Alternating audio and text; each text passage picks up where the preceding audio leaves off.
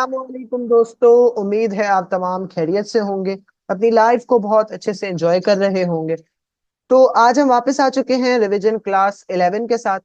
इसमें हम बहुत सारी चीज़ों को कवर करेंगे एंड बहुत सारी चीज़ें सीखेंगे, रिवाइज करेंगे। तो सबसे पहले हमारे पास पैराडाइम्स होते हैं। पैराडाइम्स क्या होते हैं उसको पढ़ लेते हैं, ठीक है। देखिए, प्रोग्रामिंग पैराडाइम्स जो है एक तर्ज या तरीकेकार को कहा जाता है, ठीक है, जिसमें प्रोग्राम लिखे जाते हैं। इतनी सी ही डेफिनेशन है इसकी कि प्रोग्रामिंग पैराडाइम्स जो है वो एक तर्ज या तरीके को कहते हैं, सही है, जिसमें प्रोग्राम्स लिखे जाते हैं। पैराडाइम्स को हम इंग्लिश में ये भी कह सकते हैं कि पैराडाइम्स जो है वो रेफर करते हैं स्टाइल और अप्रोच को प्रोग्राम्स में, प्रोग्राम्स लिखने में, ठीक है। तो ये थे हमारे पास पैराडाइम्स। अब आते हैं हम लीनियर प्रोग्रामिंग की तरफ। लीनियर प्रोग्रामिंग का मतलब है प्रोग्रामिंग में काम एक सीधे रास्ते पर होना या पर होता हुआ, ठीक है। कोड की हर लाइन में एक के बाद एक चलती रहे, ठीक है, और जब तक कि कोई खास चीज जैसे लूप या शर्तें इस तरतीब को ना बदलें, ठीक है, तो इसको हम लीनियर प्रोग्रामिंग कहते हैं। इसमें काम एक के बाद एक होता है, ठीक है, अगर इसमें कोई रुकावट ना आए इसे हम लीनियर प्रोग्रामिंग कहते हैं, ठीक है। इसको हम इस तरह से भी कह सकते हैं कि इसकी एग्जांपल के जब तक कोई मखसूस कंट्रोल स्ट्रक्चर जैसे कि अभी लूप्स या कंडीशंस आ जाएं, सही है, उसको तब इसके फ्लो को तब्दील ना करे तो उसको हम जो है लीनियर प्रोग्रामिंग कहते हैं। इंग्लिश में हम इसको ऐसे कह सकते हैं कि कॉन्टेक्स्ट ऑफ प्रोग्रामिंग होता है, ठीक है, जो कि structure sequential flow of execution को एग्जीक्यूट करता है, ठीक है। तो हमारे पास ये दो चीजें थी, पैराडाइम्स और लीनियर प्रोग्रामिंग। अब हम आगे बढ़ते हैं। अब हम बात करते हैं स्ट्रक्चर प्रोग्रामिंग की। तो स्ट्रक्चर प्रोग्रामिंग जो है वो एक प्रोसीजरल प्रोग्रामिंग की किस्म है, ठीक है, उसका हिस्सा है, जिसमें कोड को छोटे छोटे हिस्सों में तकसीम कर कर जो है हम लिखते हैं, सही है। इसका मकसद ये होता है कि कोड को साफ और आसान बनाया जाए, साफ सुथरा रखा जाए, कॉम्प्लेक्स ना किया जाए, ताकि बड़े मसले जो हैं वो छोटे फंक्शंस या प्रोसीजर में तकसीम हो जाए और उसको हम इजीली जो है वो रिजॉल्व कर सके। इसके कोड को समझना, दुरुस्त करना और संभालना निहायत ही आसान होता है, इसको हम बहुत आसानी से जो है समझ सकते हैं। अच्छा, अब हम देखेंगे कि चैट जीपीटी मॉडल इंटरेक्शन में क्या क्या हमने पढ़ा था। उसमें जो है हमने न्यू एडवांस वॉइस मोड जो आया है चैट जीपीटी का, उसको हमने रिव्यू किया था। उसके बाद हमने जो है उसमें ये इम्प्रूवमेंट देखी थी कि वो डायलॉग्स और अब हमारी सारी चीज़ों को बहुत बेहतर तरीके से समझ सकता है। उसके बाद चैट जीपीटी का नया जो हमारे पास फीचर आया है जिसमें कैनवास का है, ठीक है, उसमें लेफ्ट साइड पे हम उसको कमांड प्रॉम्प्ट देते हुए राइट साइड पे वो हमें आउटपुट देता रहता है। तो उसमें ये एक फीचर आया है, उसको आप लोग सब जो है जाके परफॉर्म कीजिएगा, देखिएगा।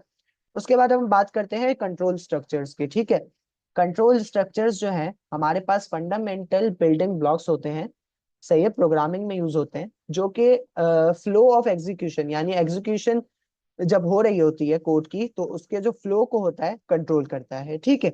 अब हमारे पास कंट्रोल स्ट्रक्चर्स में क्या क्या आ जाता है, लूप्स आ जाते हैं जिसमें फॉर और वाइल लूप आ जाता है, कंडीशनल स्टेटमेंट्स आ जाती हैं जिसमें इफ एल्स एल्फ आ जाता है, फंक्शंस आ जाते हैं, एक्सेप्शन हैंडलिंग आ जाती है जिसमें ट्राई और एक्सेप्ट की जो हमारे पास है वो लगती है, ठीक है। अब मैं जो है आप लोगों को यहाँ पे स्क्रीन शेयर कर देता हूँ, ठीक है। तो हमारे पास यहाँ पे एक कोड है सिंपल इफ की स्टेटमेंट का, ठीक है। इसमें क्या है, इफ ट्रू, सही है, यहाँ क्या लिखा हुआ है, if true print Pakistan, print जिंदाबाद। अगर ट्रू है तो पाकिस्तान प्रिंट करो और जिंदाबाद प्रिंट करो। सिर्फ हमारे पास यहाँ अगर तक की चॉइस है, यहाँ हमारे पास अगर के बाद वाली कोई चॉइस है ही नहीं। जैसे कि एल्स होता तो हम जो है दूसरी स्टेटमेंट पे जा सकते थे, बट एक स्टेटमेंट जब ट्रू है तो वो ट्रू ही है, वो फॉल्स नहीं हो सकती, ठीक है। सेम हम इफ लगा के फॉल्स लगा दें, ठीक है, और फिर पाकिस्तान जिंदाबाद कराएं, वो स्टेटमेंट हमारी फॉल्स ही रहेगी क्योंकि उसके पास और कोई दूसरा रास्ता है नहीं, ठीक है। अब सेम हमारे पास कॉम्प्रिहेंसिव स्ट्रक्चर्स होते हैं, ठीक है। तो कॉम्प्रिहेंसिव स्ट्रक्चर्स में इफ एल्स स्टाइल यूज होता है, ठीक है। आप कह सकते हैं कि हमारे पास एक शॉर्ट तरीका होता है, टाइम बचाने वाला तरीका होता है, जिसमें जो है हम अपने इफ और एल्स वाले स्ट्रक्चर को जो है वो कॉम्प्रिहेंस करके कंसाइज करके छोटा करके लिख सकते हैं, ठीक है। अब हमारे पास यहाँ पे इसकी एग्जाम्पल है जिसमें हमने सबसे पहले रिजल्ट लिखा is equals to true block. ठीक है, यहाँ पे आपका ट्रू ब्लॉक आएगा जो कि इफ के साथ आता है। जैसे आप ट्रू ब्लॉक की जगह लिख सकते हैं प्रिंट पाकिस्तान। ठीक है, फिर आपके पास यहाँ इफ की लॉजिक आएगी। ठीक है, ट्रू ट्रू ब्लॉक की जगह आप लोग प्रिंट पाकिस्तान लिख सकते हैं। फिर हमारे पास इफ की स्टेटमेंट आएगी, लॉजिक आप लोग यहाँ ट्रू दे दें। एल्स, फिर एल्स के बाद एल्स ब्लॉक आएगा जो कि आपका प्रिंट जिंदाबाद होगा, या आप कुछ और भी यूज कर सकते हैं। वो लॉजिक आपके ऊपर है कि आप उस लॉजिक को किस तरह से बिल्ड करते हैं। उसके बाद हमारे पास ग्रेडिंग सिस्टम्स के एग्जाम्पल है। ठीक है, ग्रेडिंग सिस्टम में हमारे पास क्या है, सबसे पहले हमने यहाँ परसेंटेज का वेरिएबल बनाया जिसको हमने बताया कि ये वैल्यूज जो इसको इनपुट मिलेंगी वो इंटीजर में मिलेंगी। ठीक है, और यहाँ पे हमने इसको वैल्यू दी 75। अब यहाँ पे हमने क्या किया, इफ लगाया। अब ये नई चीज क्या है, एलिफ। एलिफ का मतलब होता है एल्स इफ। अगर आपके पास दो कंडीशन से ज्यादा कंडीशंस हैं तो आप जो है एलिफ यूज करते हो। तो हमने क्या किया, इफ लगाया, वेरिएबल पुट किया अपना। उसके बाद यहाँ लिखा कि ग्रेटर देन या is equals to, greater than या बड़ा होना चाहिए या बराबर होना चाहिए 80 से, तो ए ग्रेड मिलेगा। फिर हमने एलसिफ यानी एलिफ का ब्लॉक लगाया जिसमें हमने ये कुछ डिफरेंट नहीं किया, बस हमने अपने जो मार्क्स थे उसको कम कर दिया। अब 70 पे ले आए, हमने यहीं पे बोला इसको कि 70 से बड़ा हो या उसके बराबर हो, तो हमने ए को प्रिंट करवाया।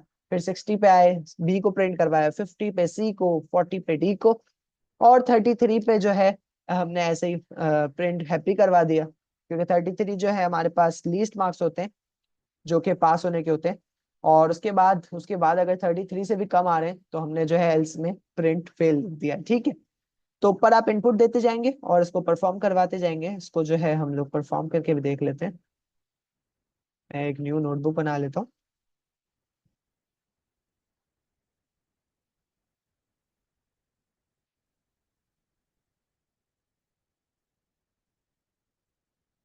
ठीक है, तो एक न्यू नोटबुक खोल लिया मैंने। नीचे आ जाते हैं।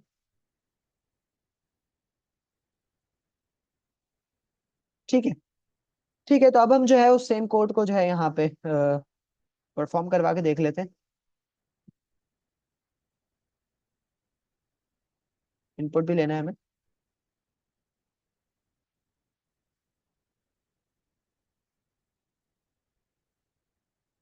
सही है, अब मैंने जो है यहाँ रन किया इसको। असल में मेरे पास ये कनेक्ट नहीं हुआ होगा, तो कनेक्ट हो रहा है, वेट कर लेते हैं। इनिशियलाइज हो रहा है।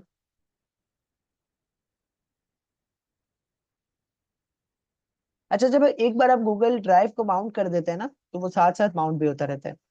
तो आपने देखा ए आ गया, क्योंकि ए जो है हमारे पास था, हमने 75 दिया, तो 70 से बड़ा क्या है, 75। ठीक है, और बराबर तो नहीं है 75 से, 70 से बड़ा 75 है, इस वजह से ए आ गया यहाँ। अगर मैं 85 करता तो हमारे पास ए प्लस आ जाएगा। ठीक है, ये आ गया हमारे पास 85। सेम इसी तरह से जो है आप लोग इफ एल्स का एक पूरा स्ट्रक्चर ग्रेडिंग सिस्टम हमने बनाना सीखा। उसके बाद जो है हम ग्रेडिंग सिस्टम नंबर 2 पे आते हैं। ठीक है, जिसमें हमने क्या किया, सबसे पहले हमने यहाँ पे इनपुट का जो था वो सेम ही रहा। ठीक है, अब हमने क्या किया कि हमने बोला अगर परसेंटेज बड़ी है या बराबर है 0 के, या परसेंटेज लेस देन 40 है। ठीक है, या 33 भी कर सकते हैं आप इसको। ठीक है, इसको हम परफॉर्म करके देखते हैं अभी। अगर आपकी परसेंटेज 0 से बड़ी या बराबर है, या आपकी परसेंटेज जो है 40 से छोटी है, तो आप जो है फेल प्रिंट करवाएं। अगर उसके बाद हमने एलिफ की लगाई, क्योंकि हमारे पास बहुत सारी कंडीशंस है, दो से ज्यादा कंडीशंस है, इस वजह से तो हमें यहाँ डी डी प्रिंट करवाना था। आप देखें तो इसमें हम उल्टा आ रहे हैं। ठीक है, उसमें हमने पहले 80 प्रिंट करवाया जिसमें हमने ए प्लस करवाया, फिर हमने 70 करवाया, इसमें हम उल्टा काम कर रहे हैं। ठीक है, तो अब क्या किया, सेम हमने यहाँ पे 40 अगर बड़ा है या इक्वल टू है, बराबर है 40 से, तो डी प्रिंट हो, या 50 से छोटा है तब भी डी प्रिंट हो। सेम यहाँ यही है कि 50 से बराबर या इक्वल हो तो सी प्रिंट हो, या 60 से छोटा हो तो सी प्रिंट हो। तो इस तरह से ये नीचे तक आए हम। और उसके बाद अगर 100 के बाद अगर हम कोई वैल्यू दें, इनपुट दें, तो हमारा जो है कोड हमें उसका आउटपुट जो है इनवैलिड दे दे। ठीक है, अब हम जो है इसको भी रन करके देख लेते हैं। इसको रन करके देखते हैं। तो ए प्लस आ गया, क्योंकि 90 था हमारे पास। 90 का क्या था कि अगर 80 से बड़ा या बराबर हो या 100 से छोटा हो तो ए प्लस प्रिंट हो जाए। तो हमारे पास 90 100 से छोटा है, ठीक है, और 80 से बड़ा है, तो इस वजह से हमारे पास ए आ गया। अगर मैं इसको 101 करूं तो क्या होगा, क्या इनवैलिड आएगा जी? तो देखिए आपने यहाँ पे इनवैलिड आ गया है। उसके बाद हमारे पास होते हैं लूप्स। पाइथन में होते हैं हमारे पास लूप्स, ठीक है। पाइथन में दो टाइप्स के लूप्स होते हैं, एक होता है व्हाइल लूप और एक होता है फॉर लूप। दिस लूप, अब क्या लिखा है यहाँ पे, this loop continues as long as certain condition is true. While loop क्या करता है कि जब तक आपकी कंडीशन ट्रू नहीं हो जाती वो कंटिन्यू रहता है, वो रुकता नहीं है, सही। और अब हमारे पास क्या है, फॉर लूप है। अब फॉर लूप क्या करता है, वो जो स्ट्रिंग लिस्ट और टपल या उससे भी ज्यादा की चीजें जो है उसकी जो हेल्प लेता है और उसके मुताबिक जो है डिसीजन को मेक करता है, ठीक है। यहाँ हमारे पास एक व्हाइल लूप की एग्जांपल है। हमने क्या किया, काउंटर एक वेरिएबल बनाया हमने काउंटर के नाम से, जिसको हमने बताया कि इंटीजर में वैल्यू स्टोर होंगी, और हमने वैल्यू दी 0, क्योंकि 0 से स्टार्ट होगा। अब काउंटर कहाँ तक चलेगा, 10 तक चलेगा। तो हमने यहाँ लिखा व्हाइल काउंटर लेस देन और इज इक्वल्स टू 10, 10 से छोटा हो या 10 के बराबर हो, ठीक है। तो वाइल का क्या, अब जब तक वो 10 तक नहीं पहुंचेगा, ठीक है, तो क्या होगा, वो कंटिन्यूअसली वर्क करेगा। तो वाइल लूप में हमने क्या सीखा कि वाइल लूप में हमने ये सीखा कि जब तक कंडीशन जो है वो ट्रू नहीं हो जाए, जब तक वो ट्रू नहीं हो जाए तब तक जो है वो कंटिन्यू ही रहे, वो लूप जो है कंटिन्यू ही रहे। तो जब तक यहाँ 10 तक काउंटर पूरा नहीं हो जाएगा तो वो कंटिन्यू ही रहेगी, ठीक है। प्रिंट काउंटर किया हमने, फिर प्रिंट करवाया। अच्छा, अब नीचे क्या है, ये counter plus is equals to 1। Counter plus is equals to 1 यानी हर बारी में जैसे 0 आया, फिर 0 से स्टार्ट हो रहा है तो 1 आएगा, फिर प्लस होगा, फिर 2 आएगा, फिर प्लस होगा, फिर 3 आएगा, 4 आएगा, और उस तरह 10 तक जाएगा, ठीक है। 10 तक जाएगा। तो इससे हमें ये पता चला कि व्हाइल लूप किस तरह से यूज होता है। इसको हम रन करके देख लेते हैं। इसको रन किया तो आप देखें 0 1 2 3 4 10 तक आ गया, ठीक है। इस तरह से हमारा ये आंसर आया। अब आते हैं लूप में। लूप, अच्छा, लूप फॉर लूप के तरह देख लेते हैं।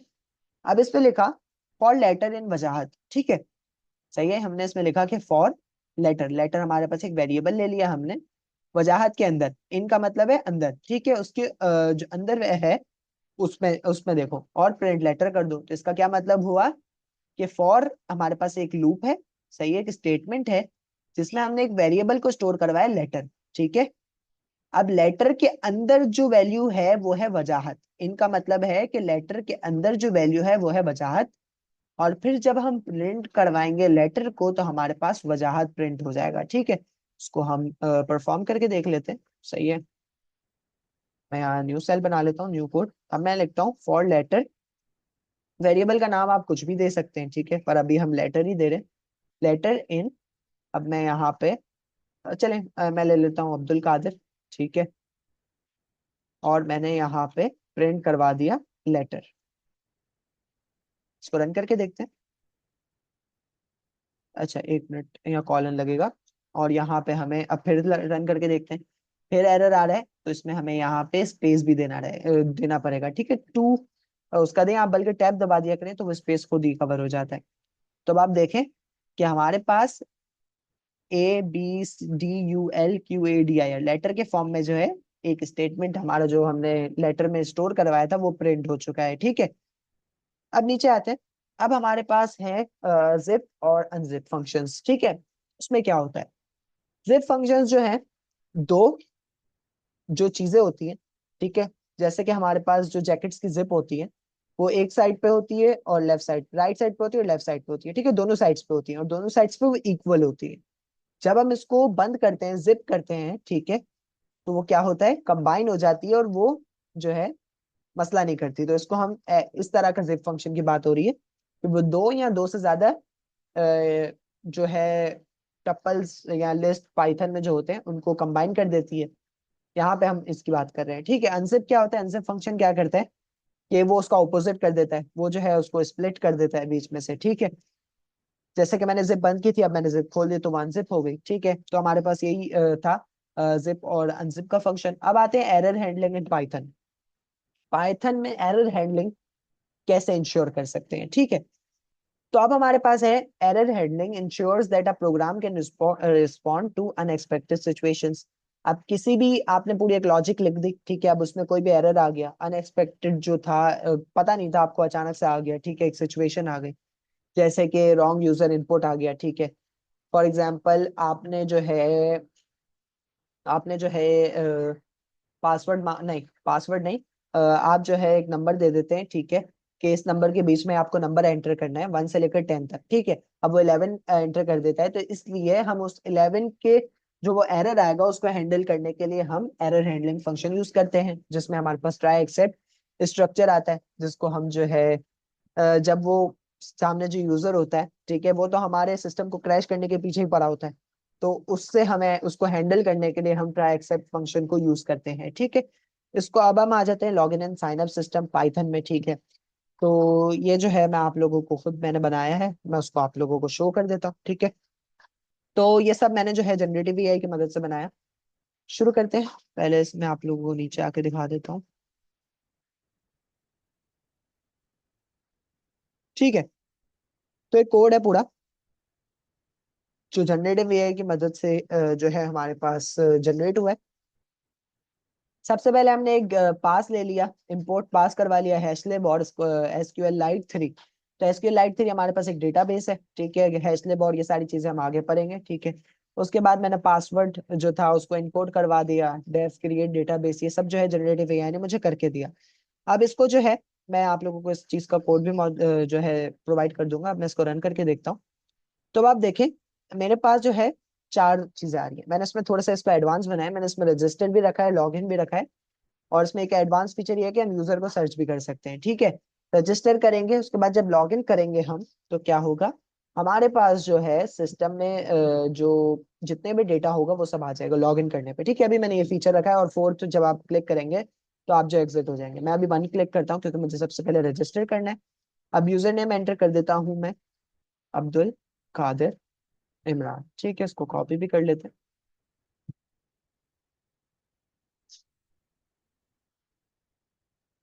इसको कॉपी कर लिया, एंटर करते हैं। हमारे पास ये एरर क्यों दे रहा है?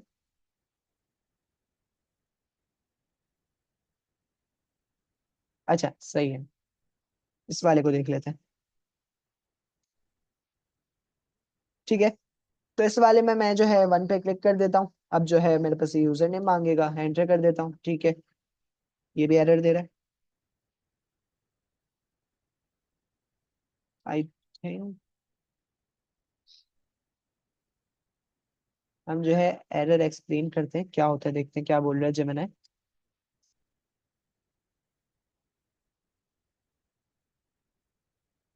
File not found, no such file or direct user tags, okay okay, ठीक है ठीक है ठीक है। यूजर्स डॉट टीएक्सटी वाली फाइल हमारे पास अभी मौजूद नहीं है, ये रही, ठीक है। तो हम एक काम करते हैं, इसको जो है चैट जीपीटी को देते हैं, उसको बोलते हैं कि इसके एरर को सॉल्व कर दो, ठीक है। क्योंकि हम जनरेटिव एआई यूज कर रहे हैं, तो हमें यही सारी चीजें करनी है। बस हमें कोड की समझ होनी चाहिए, ठीक है। Fix the error. सर हम इसको दूसरे नोटपैड में चलाएंगे तो ये चल जाएगा। हम जो है इसको दूसरे लैब के उसमें खोल देते हैं, न्यू नोटबुक बना लेते हैं। यूजर डेक टीएक्सटी वाली फाइल जो है उसी का मसला है हमारे पास, वो फाइल जो है फाउंड नहीं हो रही है, ठीक है। हमने न्यू नोटबुक बना लेते हैं।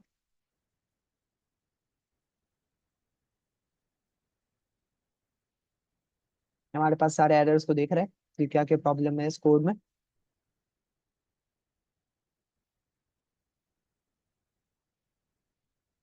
ठीक है, तो इसने देख लिया है। अब हम जो है उसको, और पहले हम इसी को इसी में रन करवा के देख लेते हैं। कंट्रोल प्लस MB से हम लोग जो है न्यू कोड के सेल को क्रिएट कर सकते हैं, ठीक है, ये बात याद रखिएगा। पहले वाले पे सेलेक्ट करते हैं, यूजर नेम एंटर, ओ सॉरी, मैंने बहुत बड़ा यूजर नेम एंटर कर दिया। फिर से रन करते हैं। सबसे पहले हम इसको 1 से रजिस्टर करवाते हैं, मैं अपना नाम डाल देता हूँ, ठीक है। एंटर करते हैं। पासवर्ड डाल रहे हैं, पासवर्ड में कुछ भी डाल देता हूँ, ठीक है। मैं डाल देता हूँ 1 2 3 4 5 6। एंटर करते हैं, नेम डालना है मुझे अपना, वो यूजर नेम मैंने शायद थोड़ा सा गलती कर दी, पर मैं यूजर नेम और नेम को जो है दोनों को इक्वली कर देता हूँ। इसको हम और एफिशिएंट करेंगे आगे जाके, जिसमें हम बताएंगे उसको यूजर नेम में गैप नहीं आ सकता, सारी चीजें कैपिटल नहीं आ सकता, ये सारी चीजें हम आगे जाके बताएंगे। अब देखिए एज पूछ रहा है मुझसे, मैंने एज बता दी। ईमेल बता दें आप लोग, सही है, मैं यहाँ पे मैं ईमेल डाल देता हूँ, .com, ठीक है, एंटर कर देते हैं। अब मेरे पास जो है यहाँ आ गया कि यूजर जो है वो सक्सेसफुली रजिस्टर्ड हो गया। अब मैं उसी को लॉग इन कर लेता हूँ। अब मैं यहाँ पे सेम यूजर नेम डालता हूँ जो कि मेरा था, अब्दुल कादिर इमरान, ठीक है, एंटर किया। अब पासवर्ड मांग रहा है, पासवर्ड डाल दिया 123456। अब मेरे पास लॉगिन सक्सेसफुल हो गया, ठीक है। और मेरे पास आ गया कि यहाँ पे कितने यूजर्स हैं टोटल, क्योंकि मैं अभी पहला लॉगिन हुआ हूँ, तो मेरे पास उसने बता दिया कि पहला जो यूजर था वो हमारे पास यही है, ठीक है। अगर मैं एक और रजिस्टर करूँ तो वो एक और आ जाएगा यहाँ पे, ठीक है। बट अब एक सर्च यूजर वाले पे चेक कर लेते हैं। अब मेरे पास एक रजिस्टर है अकाउंट, अब मैं अपना नाम डायरेक्ट एंटर करूंगा, सही, मुझे पता है कि अब्दुल कादिर इमरान के नाम वाले एक जो है डेटा हमारे पास मौजूद है। अब मैं उसको यूजर को सर्च करूंगा तो आप देखें मेरे पास यहाँ पे उसकी आईडी, नेम और सब आ गया है, ठीक है। तो हमने देखा आज के क्या क्या करना था, हमने बहुत सारी चीजें कवर की, ठीक है। अगर और मैं आप लोगों को नीचे लिंक जो है एक मौजूद जो क्लास में आज कोड यूज हुआ था, जो समझाया गया था, वो भी प्रोवाइड कर दूंगा। साथ साथ ये वाला जो नोटबुक है हमारे पास, जो अभी हमने जिसमें परफॉर्म किया है, ये सिलेक्शन और ये सारी चीजें जो हमने log in and sign up वाले बनाए, इसको भी मैं आप लोगों को प्रोवाइड कर दूंगा। साथ ही साथ मैं आप लोगों को अभी एक और चीज दिखाता हूँ। मैंने जो है एक जारविस बनाया है, ठीक है। जारविस आप लोगों को पता होगा, हमारा वर्चुअल असिस्टेंट, ठीक है। तो मैं आप लोगों को शो करता हूँ। हम जो है गूगल कोलैब को बंद कर देते हैं, ठीक है।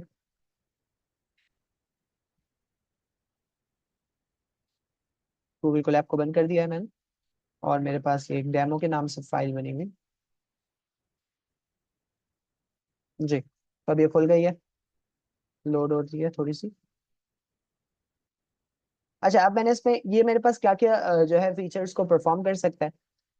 ये जो है ऑफर असिस्टेंस जो है ग्रीट कर सकता है, गुड मॉर्निंग कह सकता है, गुड आफ्टरनून टाइम के हिसाब से कह सकता है। अब जैसे अभी मैं जिस टाइम क्लास जो है रिकॉर्ड कर रहा हूँ, उस वक्त आफ्टरनून हो रही है, तो वो आफ्टरनून कहेगा मुझे, ठीक है। तो ये सारी चीजें वो कहता है, वो वॉइस को इनपुट लेगा और फिर उसको रिकॉग्नाइज करेगा।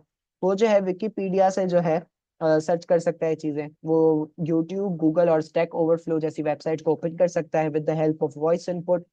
म्यूजिक स्पेसिफाइड फोल्डर को जो है वो यूज कर सकता है, ठीक है। करंट टाइम बता सकता है अगर मैं उससे पूछूं, ठीक है। विजुअल स्टूडियो कोड को ओपन कर सकता है, ईमेल सेंड कर सकता है। ईमेल अभी पूरा हुआ नहीं है, सही है, उसके लिए थोड़ी सी कॉन्फ़िगरेशंस बाकी है, उसको कंप्लीट करना है।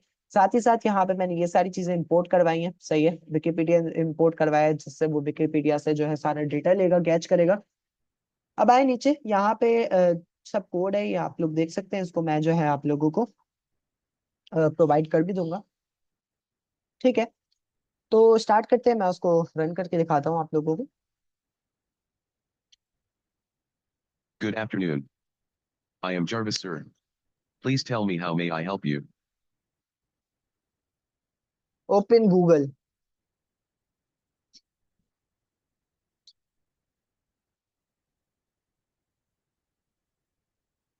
Open YouTube,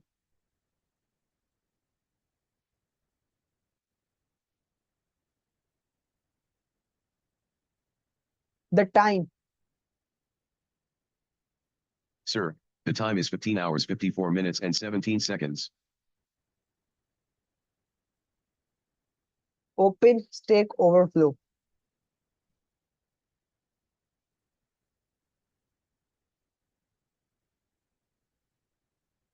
stack overflow, open stack overflow,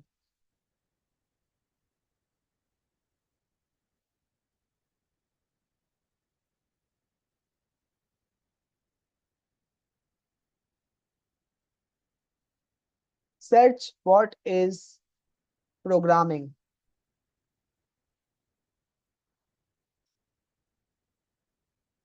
what is programming.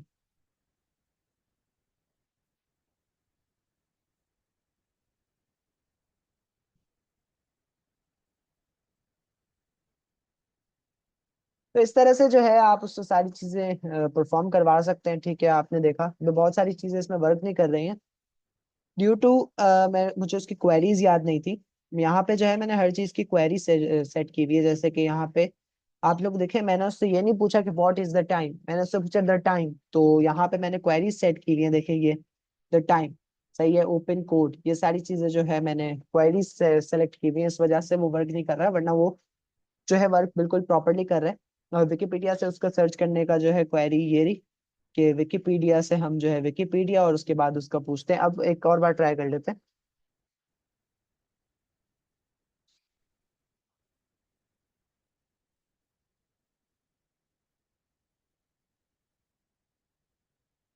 Good afternoon. I am Jarvis, sir. Please tell me how may I help you? Wikipedia, what is YouTube? Searching Wikipedia. According to Wikipedia, YouTube is an American online video sharing platform owned by Google.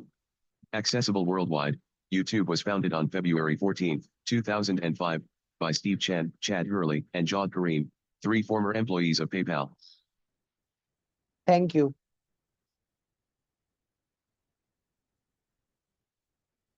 तो इस तरह से ये work कर रहा है। आपने देखा, मैंने विकिपीडिया की क्वेरी मैंने यहाँ पे ऐड की हुई थी कि विकिपीडिया, यहाँ पे मैं बोलूंगा और उसके बाद जो भी मुझे पूछना है वो बोलूंगा, तो वो जो है वर्क करेगा। एक और मैं आप लोगों को प्रोग्राम दिखा देता हूँ अपना, जिसमें मैंने जो है फेस रिकॉग्निशन बनाया है कि हम किसी की भी पिक्चर डालेंगे तो वो उसका जो फेस है उसको रिकॉग्नाइज कर लेगा। ठीक है, ये रहा।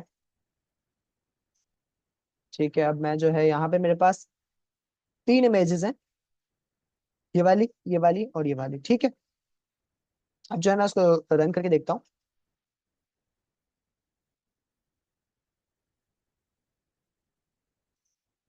तो इमेज नॉट फाउंड, अच्छा इमेज मैंने दी भी नहीं है उसे। इसका पाथ जो है वो कॉपी करते हैं, उसको यहाँ पे इनपुट कर देते हैं। अब आप देखिए वो रन हो रहा है। और अब वो जो पिक्चर, अच्छा CV2 डॉट एरर आ रहा है, तो इसका मतलब है मुझे जो है इस पूरे फोल्डर को खोलना पड़ेगा।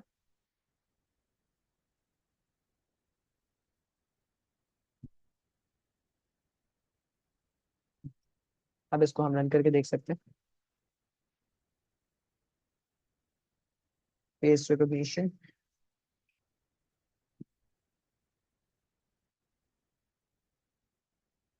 अब देखते हैं कि अभी भी वो एरर दे रहा है। Let's see. अच्छा, तो असल में इसको जो है पाथ नहीं मिल पा रहा है, I think so. Relative path को कॉपी करते हैं, अब देखते हैं।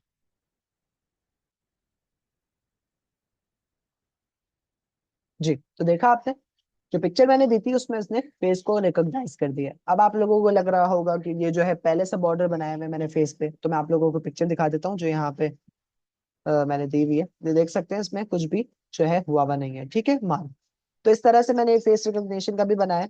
इसका जो है मैं आप लोगों को ये प्रोवाइड कर दूंगा। ठीक है, तो उम्मीद है आज की क्लास में आप लोगों को सारी चीजें समझ आई होंगी। बहुत सारी चीजें आप लोगों ने इस वीडियो से समझी होंगी, रिवाइज की होंगी और न्यू चीजें भी समझी होंगी। तो सब अपना ख्याल रखिएगा, मुझे दुआओं में याद रखिएगा। अल्लाह हाफिज। Visit glowprog.netlify.app.